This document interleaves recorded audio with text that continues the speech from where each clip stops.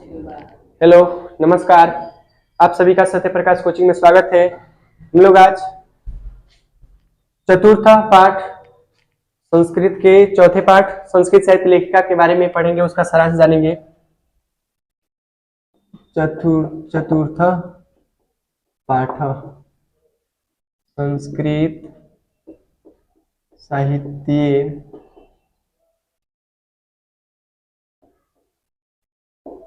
लेखिका। चतुर्था पाठ संस्कृत साहित्य लेखिका के बारे में पढ़ेंगे। संस्कृत साहित्य लेखिका अर्थात इसमें हम लोग लेखक जो फीमेल होते हैं अर्थात पुरुष, और लेखिका जो स्त्रियां होती हैं। ये इस पाठ में हम लोग केवल लेखिकाओं की महानता, लेखिकाओं के साहित्य में योगदान, उनके द्वारा लिखे गए श्लोक, इसके बारे में हम लोग जानेंगे। अर्थात इसमें टोटली लेखिका के बारे में बताया गया है जिन्होंने साहित्य में, संस्कृत साहित्य में, अन्य साहित्य में अपना योगदान दिया है और जिनके सहयोग से ये काफी ज्यादा वृद्धि किया है साहित्य, संस्कृत साहित्य। संस्कृत साहित्य में लेखिकाओं के योगदान के बारे में से पढ़ेंगे। समाज का जो वाहन है ये स्त्री पुरुषों को मिलने से चलता है और साहित्य में भी दोनों का समान महत्व है। सभी भाषाओं की रचना में और संरक्षण में जितना पुरुषों का योगदान रहा है उतना ही स्त्रियों का भी योगदान रहा है। प्राचीन काल से इस समय तक स्त्रियों का योगदान रहा है साहित्यिक समृद्धि में।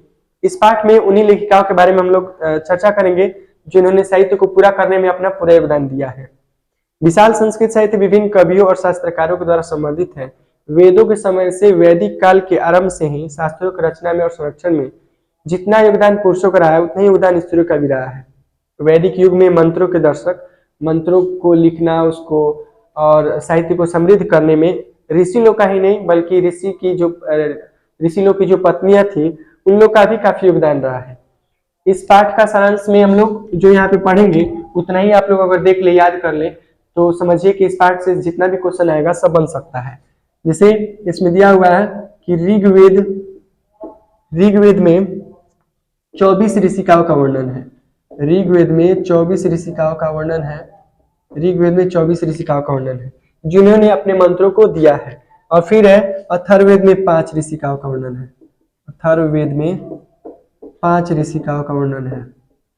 अथर्ववेद में 5 ऋषिकाओं का वर्णन है, कह रहा है जिन्होंने अपने मंत्रों को दिया है।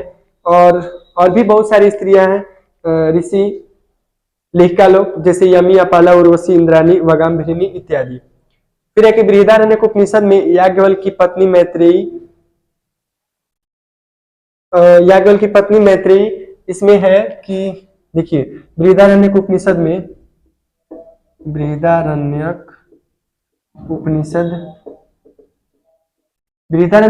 से संबंधित है लोग याज्ञवल्क्य और इनकी पत्नी मैत्रेयी। याद रखिएगा लोग कि याज्ञवल्क्य की पत्नी है मैत्रेयी। याज्ञवल्क्य की पत्नी मैत्रेयी है। याज्ञवल्क्य इनको आत्म तत्व की शिक्षा देते हैं उसमें, और दार्शनिक रुचियों के बारे में बताया गया है मैत्रेयी के, जिसमें याज्ञवल्क्य इनको आत्म तत्व की शिक्षा देते हैं इसमें बृहदारण्यक उपनिषद में। इसमें देखिए, इसमें बताया गया कि ऋग्वेद में 24 ऋषिकाओं ने मंत्र दिया है, अथर्ववेद में 5 ऋषिकाओं ने, और यहाँ पे बताया कि याज्ञवल्क्य की जो पत्नी है मैत्रेयी है, इनको आत्म तत्व की शिक्षा ये दिए हैं इसमें। जनक के सभा में 2 महान शास्त्र में कुशल जो लेखिका बैठी है उन लोग के यहाँ पे दिया हुआ कि जनक के सभा में विराजमान है 2 विराजमान है, देखिए गार्गी और वाचकन्वी, ये 2 विद्वान स्त्रियां हैं जो जनक के सभा में विराजमान है। अर्थात इनको पंडित विद्वान के तौर पे इसमें रखा गया है। इससे स्त्रियों की महत्ता के बारे में बताया गया है कि ये इतनी विद्वान थी कि इन राजा के सभा में भी इन लोगों को स्थान मिलता था, चाहे वो प्राचीन समय ही क्यों न हो। इस तरह से प्राचीन समय से लेके इस समय तक स्त्रियों का योगदान बहुत ही रहा है पुरुषों की तुलना में। महाभारत में भी एक स्त्री का वर्णन मिलता है, सुलभा नाम की स्त्री का। महाभारत में सुलभा, ये स्त्री महाभारत से जुड़ा हुआ इनका नाम। जो अपने जीवन को सांस्कृतिक साहित्य को आगे बढ़ाने में, संस्कृत साहित्य को आगे बढ़ाने में अपना योगदान दी है। फिर है कि लौकिक संस्कृत साहित्य में प्राय 40 कवित्रियों का पद प्राप्त होता है। इसके बाद देखिए लौकिक संस्कृत साहित्य में, लौकिक संस्कृत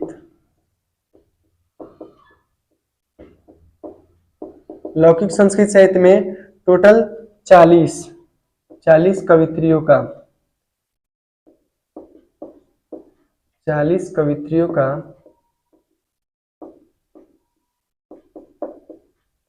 लौकिक संस्कृत साहित्य में 40 कवित्रियों का इसमें चर्चा मिलता है।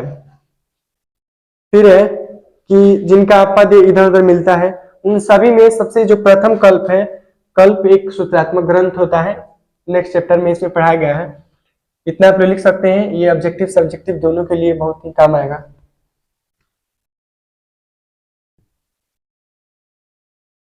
फिर है कि सबसे प्रथम कल्प जो है विजयानिका का है, विजयानिका का सबसे प्रथम कल्प है, अर्थात इसमें विजयानिका की महानता के बारे में बताया गया है कि जो सूत्रात्मक ग्रंथ है, कल्प ग्रंथ, कल्प वेद के 6 अंग होते हैं, वेद के 6 अंग होते हैं, शिक्षा, कल्प, व्याकरण, विनिरुक्त, छंद, ज्योतिष। ये सभी जो शास्त्र हैं, इन शास्त्रों में एक शास्त्र कल्प ही होता है, और एक कल्प पुरुषों की तुलना में देखिए यहाँ पे स्त्रियों की महानता के बारे में बताया गया है कि जो प्रथम कल्प है वो विजयानिका का है, और विजयानिका एक स्त्री है। इस तरह से स्त्रियों की महानता के बारे में बताया गया है। ये विजयानिका जो है श्याम वर्ण की है, अर्थात सांवले रंग की है, श्याम वर्ण की है।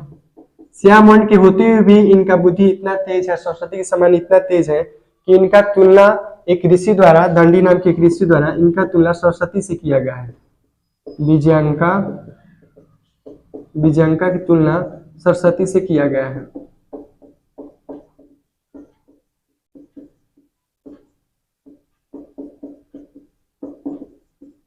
ये श्याम वर्ण की होते हुए भी इतना बुद्धि में तेज है कि एक दंडी ऋषि द्वारा इनका तुलना सरस्वती से किया गया है। क्वेश्चन पूछेगा भी कि किसका तुलना सरस्वती से किया गया था, आप लोग बता सकते हैं कि श्याम वर्ण के होते हुए भी, अर्थात सांवले रंग के होते हुए भी वो बुद्धि से इतना प्रकाशवान, इतना तेज है कि उनकी तुलना सरस्वती से किया गया है। इस पद से मालूम चलता है कि वो, अर्थात दंडी द्वारा जो इसमें श्लोक, एक श्लोक है, इसमें श्लोक द्वारा पता चलता है, दंडी ऋषि बोले हैं उसमें कि नीले कमल के समान श्याम वर्ण विजयानिका को नहीं जानते हुए अगर कोई सरस्वती को जानता है तो सरस्वती का ज्ञान भी उसके लिए व्यर्थ है। अर्थात सरस्वती के समान उसको तुल्य बता दिए हैं कि जो कोई सरस्वती का ज्ञान रखता है उसको विजयानिका का ज्ञान रखना भी परम आवश्यक है। विजयानिका का काल 8वीं शताब्दी है। विजयानिका का काल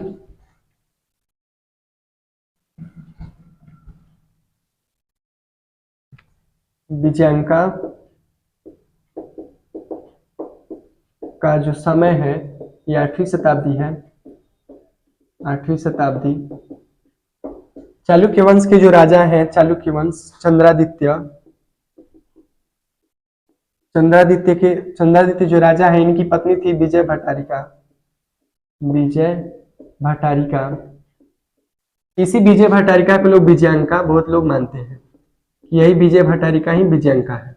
और इस विजयानिका का जो काल है वो 14वीं शताब्दी है। चंद्रादित्य के राजा विजय भट्टारिका को ही बहुत से लोग विजयानिका मानते हैं, जिसका 8वीं शताब्दी समय है, अर्थात ये 8वीं शताब्दी में ये इन लोगों का शासन था। फिर है कि शीला भट्टारिका, देव कुमारिका, राम भद्राम्बा इत्यादि बहुत से दक्षिण भारत की जो लेखिका है, इन लोगों का भी पद बहुत से प्राप्त होते हैं। फिर ये विजयनगर के राजा जो है, ये संस्कृत भाषा के संरक्षण में, उसको आगे बढ़ाने में, समृद्ध करने में बहुत योगदान दिए हैं। विजयनगर के राजा संस्कृत भाषा के संरक्षण के लिए बहुत योगदान किए। संस्कृत भाषा के संरक्षण के लिए, संस्कृत भाषा के संरक्षण में इनका बहुत योगदान रहा है विजयनगर के राजा के। खुद इनके राज्य में बहुत सी ऐसी स्त्रियां हुई, लेखिका हुई, जो संस्कृत साहित्य को बहुत आगे बढ़ाई। जैसे कंपन राय 14वीं शताब्दी, कंपन राय का काल अगर पूछेगा विजयन का कौन सा काल है तो 8वीं शताब्दी। फिर इसके बाद है कंपन राय, इनका जो काल है 14वीं शताब्दी है।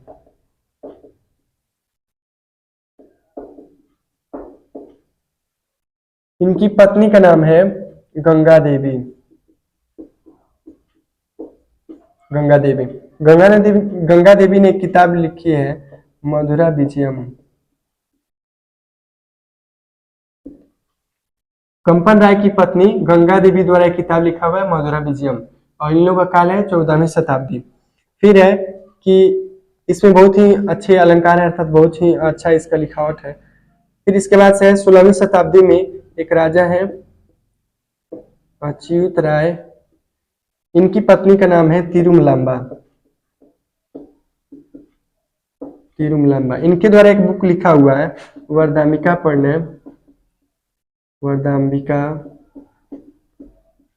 परिणय नामक प्रौढ़ चंपू काव्य।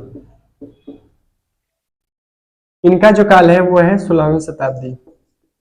16वीं शताब्दी, अर्थात इसमें दिखाया गया है कि प्राचीन समय से लेकर इस समय तक हर समय स्त्रियों का योगदान संस्कृत साहित्य के या अन्य साहित्यों के समृद्धि में कितना ज्यादा योगदान रहा है। 14वीं शताब्दी में गंगा देवी ने मधुरा विजयम काव्य की रचना की। 16वीं शताब्दी में तिरुमलांबा ने वरदाम्बिका परिणय नामक प्रौढ़ चंपू काव्य की रचना की।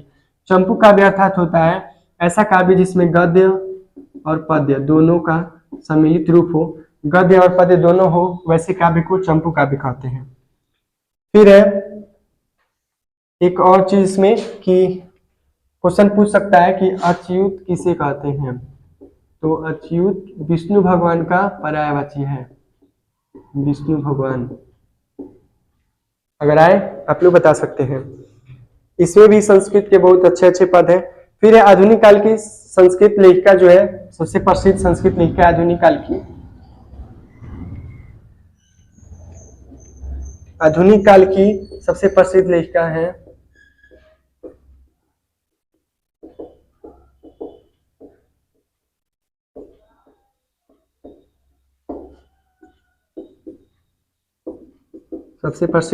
पंडिता क्षमा राव।